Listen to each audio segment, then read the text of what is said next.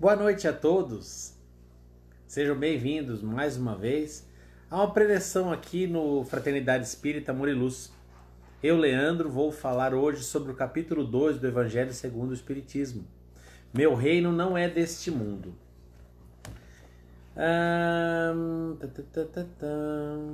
Cadê aqui? Meu reino não é deste mundo, capítulo 2. Para quem não sabe, o Espiritismo, no Evangelho, segundo o Espiritismo, ele tem os 4 pilares principais que fundamentam a doutrina espírita, que é: eu não vim destruir a lei, meu reino não é deste mundo, há muitas moradas na casa de meu pai, e não poderá ver Deus se não nascer de novo. Que isso mostra que o Espiritismo tem uma sequência como revelação, que ele obedece a sequência da primeira revelação, que é a revelação do Velho Testamento, dos 10 mandamentos, revelação mosaica, né, que a gente costuma falar, mas tem muito mais do que só os 10 mandamentos. A segunda revelação, que é a revelação do Cristo, né, do amor do Cristo, né, a boa nova, o Evangelho, Evangelium. E a terceira revelação, como sequência, que é o Espiritismo. Então ele não vem destruir a lei, ele vem dar complemento. Meu reino não é deste mundo, isto é, a terra não é o único lugar que existe, ao contrário, se aqui fosse o único lugar, seria bem triste para a criação, um lugar ainda tão difícil, um lugar tão dificultoso como o nosso planeta. Não poderá ver Deus se não nascer de novo, dizendo que não dá para ser perfeito, não dá para conseguir atingir uma elevação, uma perfeição espiritual vivendo apenas uma vez. E há muitas moradas na casa de meu pai para colocar o real tamanho de Deus em tudo isso, porque um Deus que criou apenas um planeta seria colocar um Deus muito pequeno, né? Mais uma vez eu agradeço a presença de todos, sejam bem-vindos à minha humilde residência. Esse monte de quadro, essa bagunça atrás é que hoje meu tripé escondeu, então o meu estúdio, que é meu quarto, tá meio difícil, estão usando aqui. Chispa. E aí nós estamos aqui completo, com família, andando atrás, todas essas coisas, né? Mas antes de começarmos, vou fazer uma leitura que tem a ver com o tema sim, certo? Vendo um comentário de Emmanuel sobre essa passagem de João, né, que no capítulo 18, versículo 36, Jesus, respondendo para Pilatos, diz: o meu reino não é deste mundo. Se o meu reino fosse desse mundo, os meus servidores teriam combatidos para que eu não fosse entregue aos judeus. Agora, porém, desculpa a interrupção, falha nossa, o pessoal estava me chamando para um outro grupo que a gente faz estudo e aí caiu a conexão. Mas estamos agora juntos e vamos agora, acho que estamos no horário, deixa eu ver, estamos no horário 8 horas e 2 minutos. Então vamos começar, não vou nem com a leitura, vou começar com a oração, né, para a gente nos sintonizar com a espiritualidade amiga que nos envolve. Vamos cada um agradecendo a companhia espiritual, aos nossos mentores, aos tarefeiros que nos acompanham, a todos aqueles que nos amam e nos ajudam a caminhar sempre em frente, rumo ao nosso Pai, que nos auxiliam, nos inspiram e nos apoiam a todos os momentos de nossa vida. Com eles elevemos o pensamento até as fraternidades amigas do espaço, rogando nesse momento a proteção e o amparo, para que os nossos trabalhos, os nossos estudos e principalmente o nosso entendimento seja potencializado o melhor possível. Nos unimos às fraternidades com a prece: Jesus, nosso divino Mestre e Salvador, fortalecei-nos e amparai-nos para que possamos lutar contra as forças do mal que tentam dominar o mundo. Veneráveis mensageiros celestes, auxiliares de Jesus, fortalecei-nos e amparai-nos para que possamos lutar contra as forças do mal que tentam dominar o mundo. Pai nosso, Criador nosso, fonte eterna de amor e de luz, fortalecei-nos e amparai-nos para que possamos lutar contra as forças do mal que tentam dominar o mundo. E assim, fortalecidos pela prece, elevemos o pensamento até nosso Mestre Jesus, nosso grande amigo, que nos prometeu que onde tivesse 2 ou mais pessoas reunidas em seu nome, que ali ele estaria. Então que seja bem-vindo, Mestre, que a nossa percepção, que a nossa sintonia possa registrar a sua presença e a sua inspiração. Que ajude-nos a entender as suas palavras, os seus ensinamentos. Que ajude-nos a transmitir esse ensinamento. E nesse momento, junto com o nosso grande amigo Jesus, oremos ao nosso Pai, Criador. Pai nosso que está nos céus, santificado seja o teu nome. Que venha teu reino, que seja feita a tua vontade, assim na terra como nos céus. O pão nosso de cada dia dai-nos hoje, perdoa nossas dívidas, assim como nós perdoamos os nossos devedores, e não nos deixe cair em tentação, mas livrai-nos, Senhor, de todo mal. Que assim seja. Então agora, estamos todo mundo junto, e vamos agora começar para valer. Mas eu vou fazer a leitura mesmo assim. O grande futuro. Desde os primórdios do cristianismo, observamos aprendizes a se retirarem deliberadamente do mundo, alegando que o reino do Senhor não pertence à terra. Ajoelham-se por tempo indeterminado nas casas de adoração e acreditam efetuar na fuga a realização da santidade. Muitos cruzam os braços à frente dos serviços de regeneração e, quando interrogados, expressam revoltas pelos quadros chocantes que a experiência terrena lhe oferece, reportando-se ao Cristo diante de Pilatos, quando o mestre asseverou que seu reino ainda não se instalara nos ciclos da luta humana. No entanto, é justo ponderar que o Cristo não deserdou o planeta. A palavra dele não afiançou a negação absoluta da felicidade celeste para a Terra, mas apenas definiu a paisagem então existente, sem esquecer a esperança do porvir. O mestre esclareceu: mas agora o meu reino não é daqui. Semelhante afirmativa revela-lhe confiança. Jesus, portanto, não pode endossar a falsa atitude dos operários em desalento, tão só porque a sombra se fez densa em torno dos problemas transitórios, ou porque as feridas humanas se fazem, por vezes, mais dolorosas. Tais ocorrências muitas vezes obedecem à pura ilusão visual. A atividade divina jamais cessa e justamente no quadro da luta benéfica que o discípulo esculpirá a própria vitória. Não nos cabe, pois, a deserção pela atitude contemplativa, e sim avançar confiante para o grande futuro. No livro Pão Nosso, Emmanuel vem dizer o quê? Que o reino do Cristo não é ainda desse mundo, que ainda temos muito a construir, né? Então, nesse capítulo do Evangelho segundo o Espiritismo, os temas abordados por Kardec é a vida futura, a realeza de Jesus, o ponto de vista e uma realeza terrestre. O que quer dizer tudo isso? Imagina o seguinte: primeira coisa, quem é Jesus? Né? Quem é o nosso mestre, que a gente chama de modelo e guia, o nosso mestre Jesus?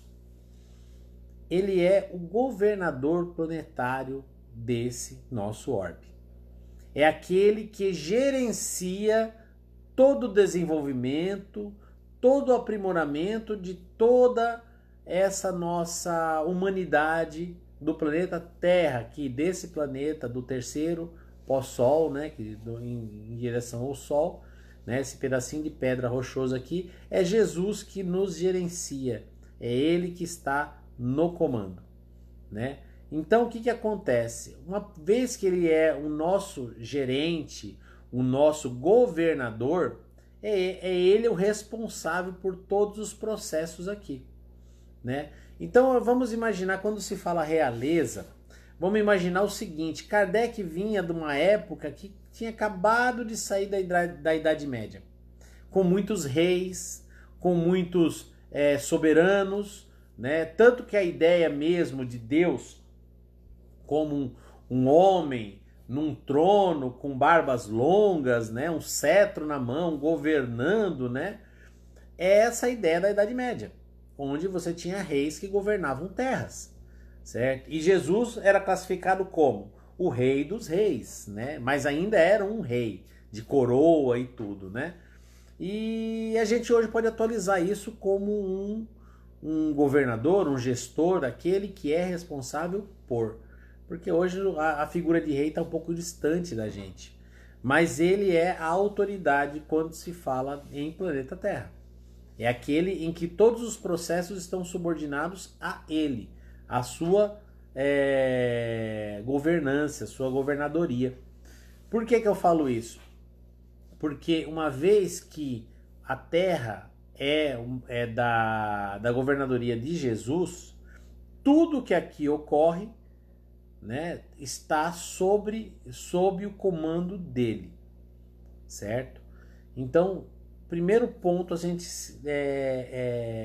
para a gente conduzir essa nossa preleção de hoje.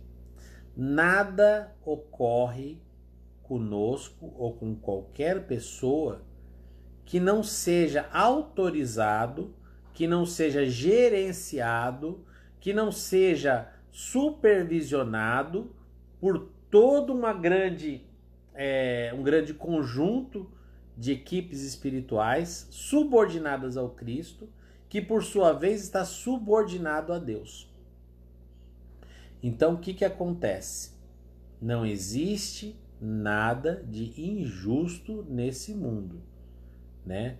Aliás, existe muita coisa injusta, mas ninguém sofre injustiça, porque você tem muitas pessoas que estão ligando todos os casos para que aquele que passa pela aprovação seja provado por aquele que necessita aprender também passar pela aprovação. Então, uma coisa ligada à outra, né? Então, tudo isso faz parte do nosso momento evolutivo. E isso é o que mostra quando Jesus fala da sua realeza. Quando Jesus estava diante de Pilatos, nessa passagem, o que aconteceu? Ele foi condenado, ele foi preso, ele foi açoitado, ele foi ridicularizado, e aí uma vez que ele foi levado a Pilatos, que era o superintendente da Palestina, ele foi levado a Herodes, né, que era o rei judeu, que ridicularizou ele, e aí ele foi levado a Pilatos, que era um homem, apesar de duro, ainda um pouco mais sensato que o próprio Herodes. E aí perguntou para ele, você é rei? Porque a acusação é que ele estava se declarando rei. E aí ele falou, meu reino não é desse mundo. Se o meu reino fosse desse mundo, os meus súditos, aqueles que me seguem, estariam lutando para que eu não estivesse aqui. Você viu alguém lutando por mim? Não. Então, meu reino não é desse mundo. Ainda não é desse mundo. Certo? Por quê? O reino que Jesus vem trazer é o reino onde todos nós o seguimos. Todos nós o amamos. Todos nós temos os seus ensinamentos como lei. E isso é muito importante entender, porque quando toda a humanidade tiver os ensinamentos do Cristo como lei, não haverá injustiça, não haverá violência, não haverá, como posso falar, o abandono do fraco, não haverá corrupção, né? Porque uma vez que todo mundo saiba amar o próximo como a si mesmo, saiba que Deus está acima de tudo, nos governando, nos conduzindo, que Ele olha por todos nós, pela justiça e pela injustiça, pelo bem e pelo mal, e a gente responde por tudo que fizer, a gente deixa de praticar o mal. Mas isso é uma questão que a gente vai colocar dentro de nós, certo? É um esforço na regeneração, na nossa reforma. Esse é o nosso trabalho. Então, o reino de Deus, o reino do Cristo, é o reino onde todo mundo obedece às leis de Deus. Imagina o seguinte, vamos falar de governança. nós estamos no Brasil. E no Brasil nós temos a Constituinte. O que é a Constituinte? São as leis que é a carta régia, né? A carta maior, que contém todas as leis brasileiras. Então, por exemplo, na lei brasileira, se alguém cometer algum crime, ele vai ser julgado, vai ser detido, vai ser, enfim, não tem pena de morte, não tem prisão perpétua, ninguém corta o dedo de ninguém, ninguém corta a mão de ninguém, porque essa é a nossa lei, né? Então, uma vez que eu estou no Brasil, eu estou me submetendo às leis brasileiras. Aí eu vou para um país do Oriente Médio, que as leis são diferentes. E aí eu chego lá e eu cometo um crime. E na hora de responder pelo crime, eu falo, não, mas eu quero as leis brasileiras. Eu falo, não, você está no Oriente Médio. Entendeu? Aqui a lei é diferente. Certo? Da mesma forma como nós estamos hoje inseridos sobre a lei de Deus. Só que a gente está vivendo sobre a lei de Deus, mas a gente quer dizer que a gente não quer obedecer a lei de Deus. A gente pratica o mal, a gente quer levar vantagem, a gente quer fazer as coisas do nosso jeito, a gente passa por cima dos outros, certo? E depois reclama que a nossa vida não é tão boa, que a nossa vida tem várias amarguras que são causas das aflições que nós mesmos causamos. Certo? A gente, falar de mim, né? Como muito e depois reclamo que eu tô gordo. Certo? Onde já se viu, onde está a justiça de Deus? A lei é uma só. Se eu pratico um abuso, eu vou sofrer pelo abuso. Né? Então, a lei, quando se fala de lei, de reino, de governança, é isso. Certo? As leis estão ali. Jesus trouxe a boa nova dizendo que existe amor, que existe justiça, que aqueles que sofrem serão consolados, que todos os pacíficos merecerão a terra. As suas bem-aventuranças é a promessa de que façam o que é certo, mesmo que aqueles que o que é certo seja dolorido. Mesmo que você não tenha o prazer daquele que passa por cima do outro, daquele que subjuga, daquele que escraviza, aquele prazer na hora, mas tenha certeza de que no futuro você vai ser muito mais feliz do que aquele que vai ter aquele breve instante de felicidade e depois vai ter muito tempo de sofrimento. Então, quando Jesus veio trazer a boa notícia, né, a boa nova, é a respeito disso. Tenham esperança. Fazer o que é certo vale a pena. O crime não compensa. Jesus veio trazer essa mensagem, né? E aí veio falar do quê? Exatamente que essa vida não é a única. Existe um reino, existe um lugar onde aquele que pratica o bem, aquele que faz o que é certo, aquele que ama o próximo, existe um lugar preparado para ele, certo? Aonde é esse lugar? Hoje, no plano espiritual. Todo aquele que faz o bem, todo aquele que segue as leis de Deus, ele já tem o seu lugar garantido em uma determinada faixa de frequência no plano espiritual. Por quê? Porque aqui na Terra, todos nós nos misturamos, certo? E essa é a grande bênção, né? De a gente interagir com pessoas tão diferentes. Mas uma vez que a gente vai para o plano espiritual, nós somos atraídos pelo nosso padrão vibratório. Então, se o nosso padrão vibratório é um padrão de culpa, um padrão de crime, um padrão de vingança, a gente vai para onde o nosso padrão atrai. Agora, se o nosso padrão é um padrão de amor, um padrão de cuidado, de carinho, de benevolência, nós vamos automaticamente para onde o nosso padrão atrai. Então, quando se fala da promessa do céu, não está de todo errado. Por quê? O céu realmente existe. Não aquele céu de tocar harpa que, olha, sinceramente, não tem paciência para isso, não. Certo? Eu prefiro um lugar muito mais agitado, onde eu possa ser útil, do que um lugar que eu vou ficar numa nuvem deitado tentando aprender a harpa. Meu Deus do céu, ninguém merece. Mas o céu realmente existe. Existe um lugar para onde os bons vão, certo? Para onde os bons terão um pouco mais de tranquilidade, um pouco mais de um sossego, uma folga para voltar ao trabalho, certo? Esse é o céu, é o que Jesus prometeu. nas suas bem-aventuranças, ele sempre coloca as recompensas fora da terra. Por quê? Porque a terra sabe que a terra hoje ainda não é capaz de trazer a verdadeira felicidade. E isso que é interessante no Espiritismo. A verdadeira felicidade não é desse mundo. Nós teremos pequenas felicidades, nós teremos flashes de alegria, teremos sim, muitas coisas boas acontecerão. Mas a felicidade sem mácula, sem sofrimento, a felicidade plena, ainda não está nesse mundo. Por quê? Porque ninguém pode ser feliz vendo seu irmão sofrer do lado. Eu não posso ser plenamente feliz sabendo que tem pessoas passando frio e fome. Eu não posso ser feliz sabendo que tem crianças abandonadas sofrendo violência. Como que eu vou ser feliz? Vou fechar os olhos e não vou ver meu irmão? Isso é felicidade ou é egoísmo? E para todo egoísmo, a gente sofre mais do que é feliz. Parece ser alegria, parece ser felicidade.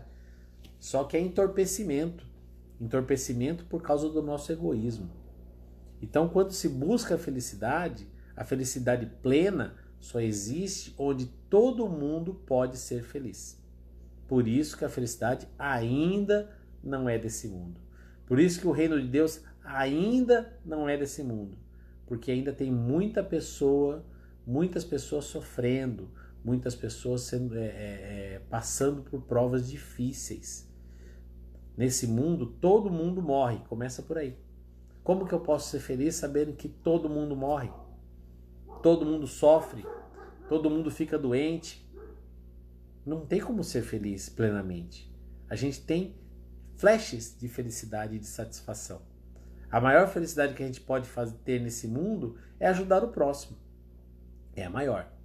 Mas a gente vai sofrer com o próximo, vai sofrer com a dor do outro, a dor da compaixão. Esse é o nosso trabalho. A vida futura é uma promessa de Jesus, mostrando que esse mundo aqui não é nem o principal, nem o único, nem o melhor, é apenas um mundo, né? E coloca o ponto de vista desse mundo no seu real tamanho. Hoje mesmo eu estava assistindo um desenho animado onde o personagem perguntou assim: qual o sentido da vida? E ele pergunta para os astros: qual o sentido da vida? E os astros vão falar. Fala assim: da onde a gente está vendo, você é um grão. Certo? Perante as galáxias, perante os planetas, perante os sistemas, você é apenas um ponto de areia. E se você está preocupado, se você está gordo, se você está magro, se você está feio, se você está bonito, se está faltando dinheiro, é muito pouco. O ponto de vista que você está vendo é um ponto de vista muito pequeno. Porque você está vendo só aquilo que está te fazendo sofrer e está esquecendo de ver todo o contexto. Certo? Porque imagina o seguinte, nós estamos na pandemia e muita gente reclamando que não pode trabalhar, que não está tendo os ganhos, que não está tendo condições. Gente, quando a gente fala no Pai Nosso, que o pão nosso de cada dia nos dai hoje, a gente não está pedindo pão com manteiga, nem com presunto e queijo, nem com mortadela, nem 10 pães, nem um prato de comida, a gente está falando o pão, que é o alimento básico. Quando a gente fala o pão nosso de cada dia dai-nos hoje, é como se a gente dissesse: o essencial, Senhor, não me deixe faltar. Apenas o essencial. Por quê? Porque o essencial que eu preciso para enfrentar essa vida, isso não me deixe faltar.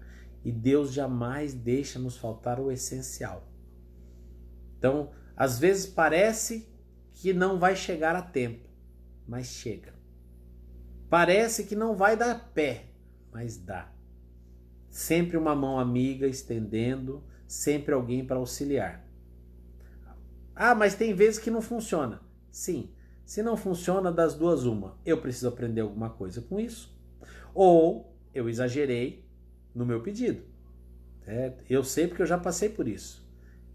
Teve uma época que tudo foi tirado de mim, certo? Eu perdi tudo que eu tinha, e aí eu questionei, mas existe justiça nisso?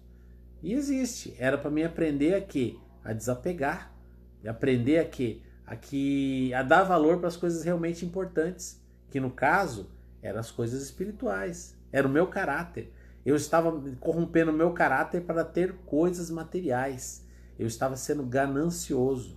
E junto com isso eu estava sendo arrogante, orgulhoso, invejoso, né? Então eu precisei aprender uma lição.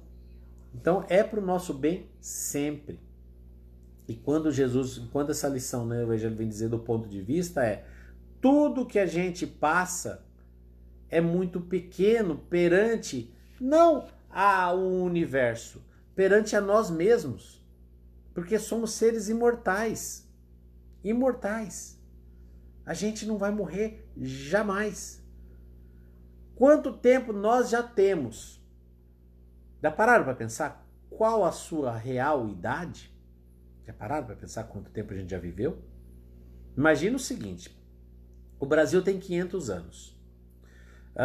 Jesus foi crucificado há 2020 anos atrás.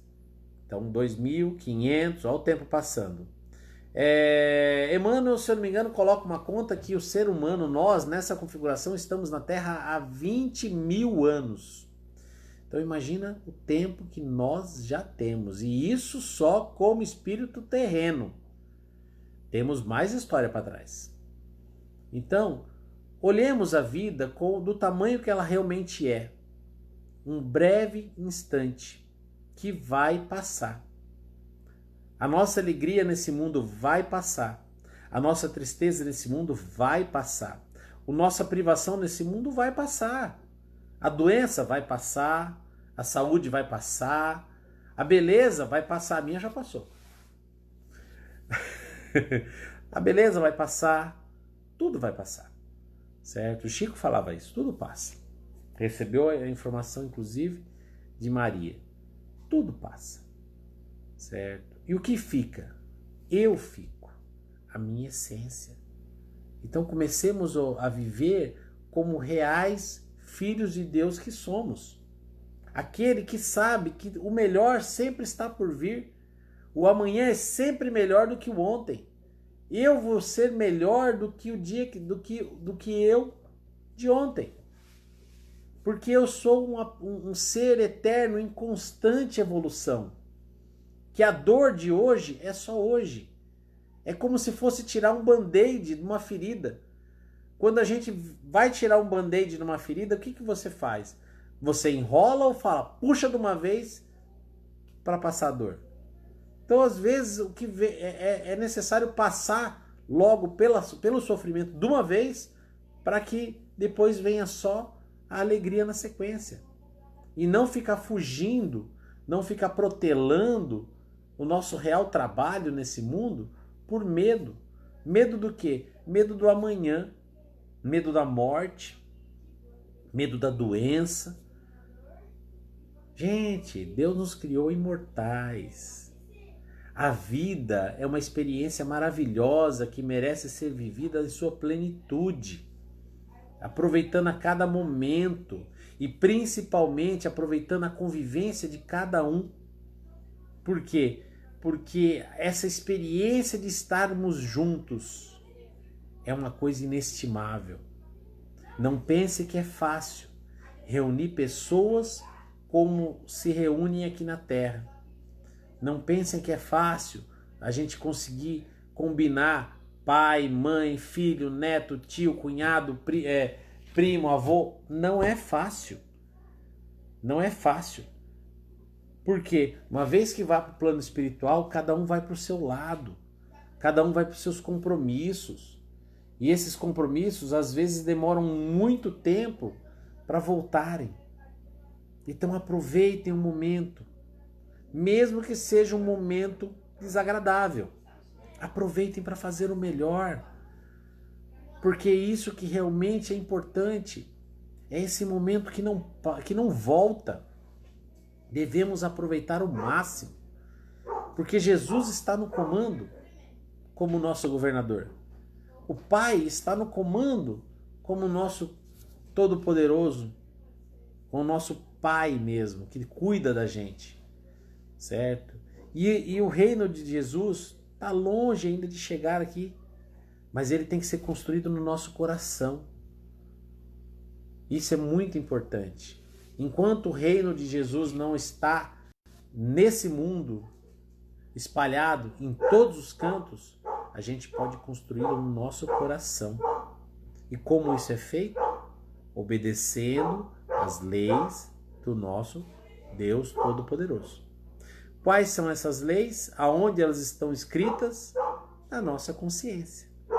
É fazendo aquilo que a nossa consciência concorda, é questionando sempre se o que eu faço não vai machucar alguém, se o que eu faço não vai causar o mal de alguém, e principalmente se o que eu estou fazendo a quem beneficia.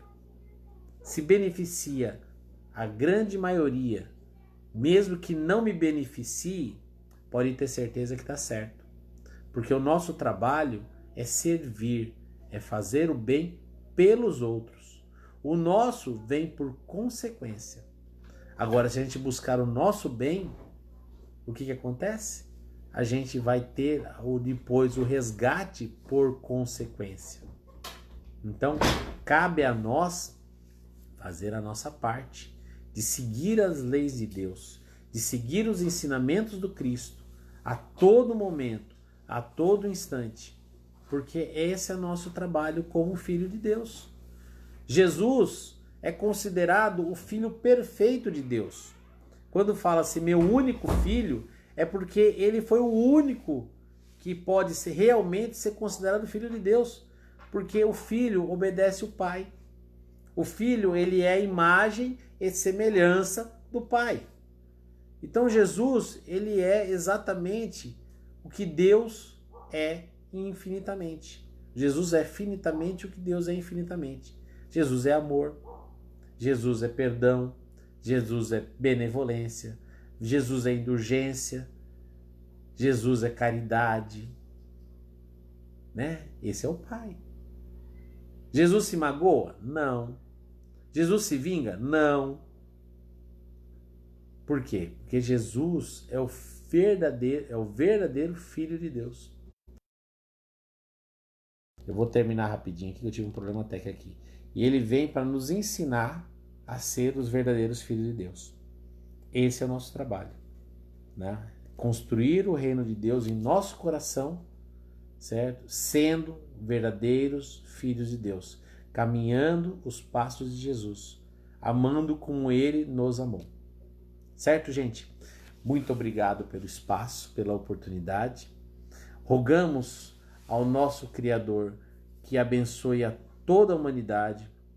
Vibremos por todos os nossos irmãos que estão passando por dificuldades nesse momento, sejam dificuldades do desencarne, sejam dificuldades de doença, sejam dificuldades de sofrimento moral, de sofrimento financeiro, de sofrimento dos bens materiais, não interessa. Vibremos por todos, que possam se sentir confortados, que possam se sentir fortalecidos, amados realmente por nós e por todos que trabalham pela humanidade.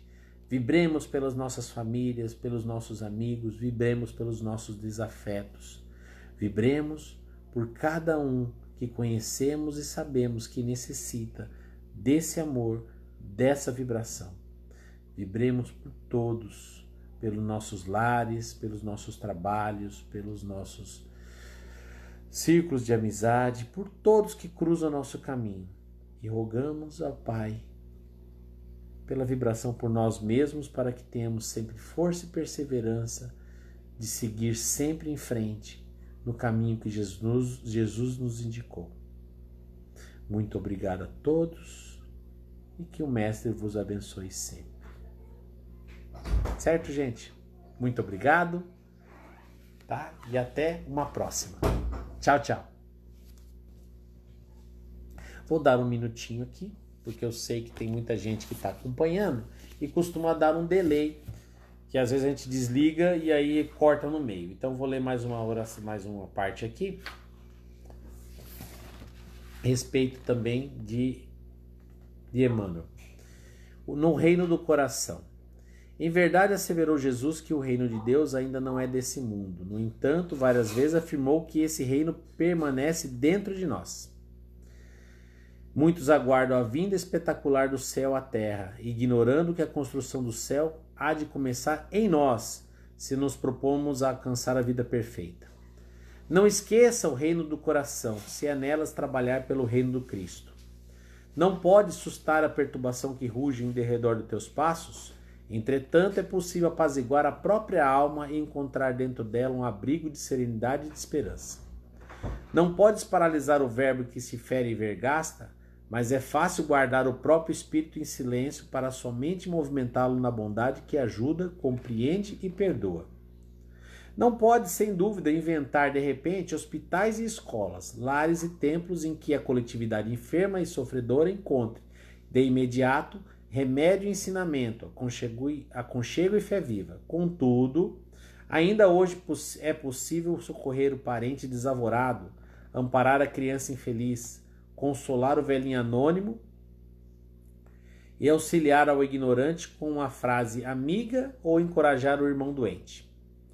Não podes, de improviso, impedir a carreira do mal. No entanto, é justo que te consagres ao bem, como ponto de apoio ao amor puro que derrama da esfera divina, em benefício da humanidade em crescimento para a luz. Para isso, porém, é preciso que te escudes, hoje e amanhã, na boa vontade. Lembremos-nos que o valor de nossa existência está em função do valor que a nossa vida represente para as vidas que nos rodeiam. Ainda mesmo que todas as circunstâncias se hostilizem, ajuda sempre. A eterna sabedoria a seu tempo se manifestará abençoando-te o sacrifício. Realmente, não podes aguardar o reino de Deus na terra de agora, mas desde agora. Pode iluminar o reino de Deus que está em ti. Avalie as bênçãos que te marcam os dias e as vitórias íntimas que entesouraste no campo das próprias experiências e nunca te acomodes com o desespero. Certo, gente? Fiquem em paz e que Jesus abençoe sempre. Tchau, tchau.